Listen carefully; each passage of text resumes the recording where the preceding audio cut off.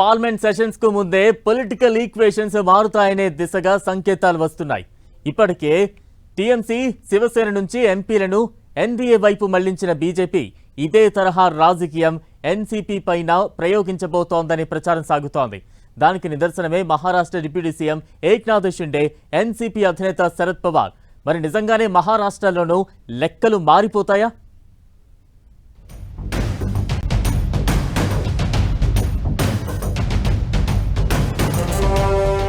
మహారాష్ట్రలో హీట్ పెంచేసిన శరద్ పవార్ షిండే మీట్ మర్యాదపూర్వకమేనంటోన్న ఏక్నాథ్ షిండే.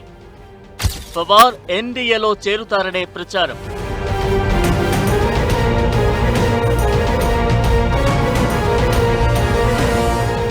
జాతీయ రాజకీయ సమీకరణాలు వేగంగా మారుతున్నాయి. పార్లమెంట్ వర్షాకాల సమావేశాల్లో చరిత్రాత్మక బిల్లులను ప్రవేశపెట్టి ఆమోదించేలా బీజేపీ కొత్త వ్యూహాలు సిద్ధం చేస్తోంది. పూర్తిస్థాయి మద్దతు కూడగట్టే ప్రణాళికలను అమలు చేస్తోంది. ఉద్ధవ్ శివసేన ఎంపీలు, టీఎంసీ, ఆప్ నుంచి ఎంపీలతో ఎన్డీఏ బలం పెరిగింది. ఇక ఇప్పుడు ఇండియా కూటమిలో కీలక నేతగా ఉన్న శరద్ పవార్ తాజా మంత్రాంగం, అడుగులు కాంగ్రెస్ కూటమిలో కలవరానికి కారణమవుతున్నాయి. కీలక పరిణామాలు చోటు చేసుకుంటున్నాయి. దానికి పరాకాష్ట తాజాగా షిండే పవార్ సమావేశాన్ని చెబుతున్నారు.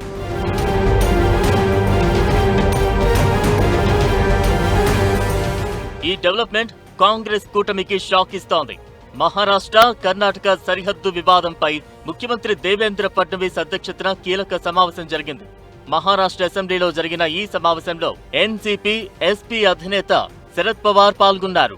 ఆ తర్వాత ఏక్నాథ్ షిండే కార్యాలయానికి శరద్ పవార్ వెళ్లడం రాజకీయంగా సంచలనంగా మారింది. ఇద్దరి మధ్య సుదీర్ఘంగా 1-to-1 సమావేశం జరిగింది. శరద్ పవార్ పార్టీలోని ఒక వర్గం ఎన్డీఏ కూటమిలో చేరడానికి ఆసక్తిగా ఉందని కొంతకాలంగా సాగుతున్న ప్రచారం వేళ ఈ భేటీ రాజకీయంగా ఆసక్తికరంగా మారింది. అయితే ఈ అంశంపై కాంగ్రెస్ లోకల్ లీడర్లు కొందరు మాత్రం లైట్ తీసుకుంటున్నట్లు కామెంట్ చేస్తున్నారు. శరద్ పవార్ స్వయంగా ఎదిగిన నేత. ఆయన ఎన్డీఏలోకి వెళ్లరని హుస్సేన్ దల్వాయి చెప్పుకొచ్చారు. वो जाएंगे तो कांग्रेस में ही जाएंगे, सवाल ही नहीं, क्योंकि उनका जो ये है ना दिलो दिमाग वो कांग्रेस ही है और वो बचपन से यशवंतराव चौहान साहब ने उनको तैयार किया है, घड़ाया बोलते हैं ना, तो वो वहां नहीं जाएंगे, मुझे नहीं लगता. ఇంటికి నచ్చలేదని వ్యాఖ్యానించారు.